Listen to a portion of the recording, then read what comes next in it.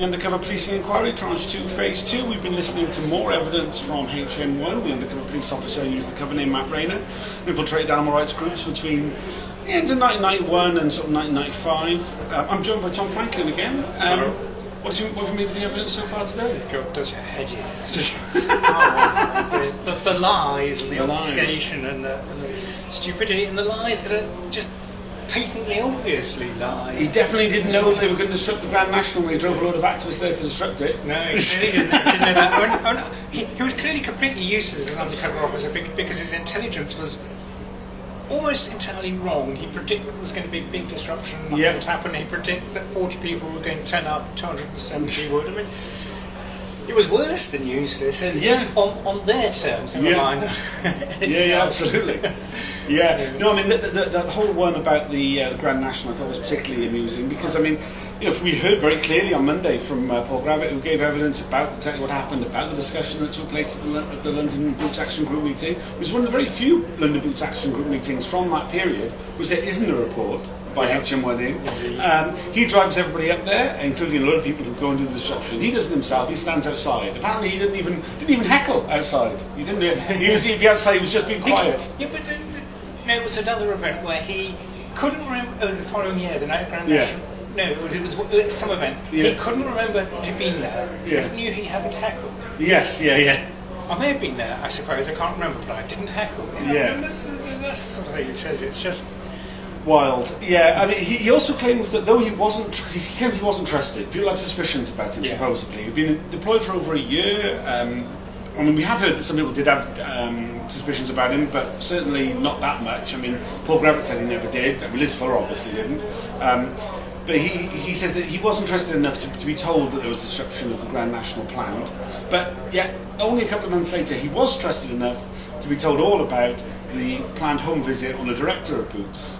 Doesn't really add up, does it? Well, that was one of the few where I did sort of see that his lie was at least credible, in that what he said was, well, this was a much more minor event, so they were willing to trust me on these more minor things. I mean,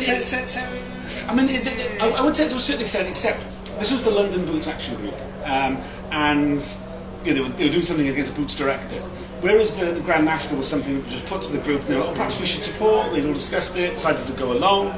It was something if it was something they were coming up with themselves. Trusting him was more of a thing. You know what I mean? From what Paul Gravitt said, the plan to disrupt the Grand National had come the year earlier and had been unsuccessful. So it was already been rumours of a plan to disrupt it again, much greater than just internal discussions between activists. I mean, but none of that's in any of his reports anywhere, is it? So why not?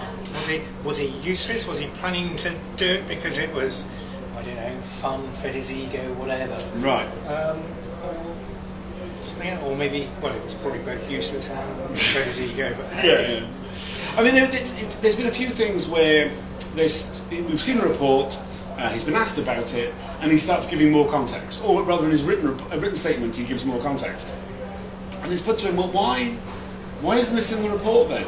Or one of the reports where he's asked about it, and so this came from other intelligence. So why is it in your intelligence report if you said you've read it from other intelligence and you've put it in your report? They say, they would have known that. Now, we've heard very clearly from a number of undercover officers that you never did that. What's the point in producing a report of other people's intelligence? The idea of your report is it's meant to be, primary evidence. And it's circularity. Well, I was reporting on these people because I was told these were the people who are of interest, but not because of anything they ever did. Well, all right, maybe you should report on people if you are specifically told they're of interest, but to say that these are the people we should be following. We're just going around in circles and not doing anything. It's. I mean, I did find it quite funny. I did find it quite funny where we start seeing a lot of these reports about the regular pickets of branches of Boots by the London Boots Action Group. And they're all pretty mundane, likelihood of disorder, none. Likely attendees, 8 to 12. And so there's quite a lot of these reports, and then they suddenly stop. Why did they stop? And you'd imagine it's because one of the senior officers went, "Oi, Matt, what's the point in these? Stop it." And you go, I don't remember, I don't recall. Did you stop going? No, I didn't stop going. Perhaps there was someone else reporting on it by that stage. And it's like, well, Who and why? I mean, like, you know, one of these reports would have covered all those pickets. You know, all the upcoming pickets are likely to be like that. He claimed that no, uniformed police needed those reports. Now, we've heard from, I mean, some time ago now, but we did hear from managers who said that none of these reports of like estimated numbers of protests were ever given any credence by uniformed police. You know, if they were passed on, they didn't pay much attention to them. They certainly didn't request them. I mean, the idea that, you know, the local cops in Camden were like kind of waiting with bated breath for Matt's report on how many people were going to turn up outside Boots that Sunday just doesn't add up.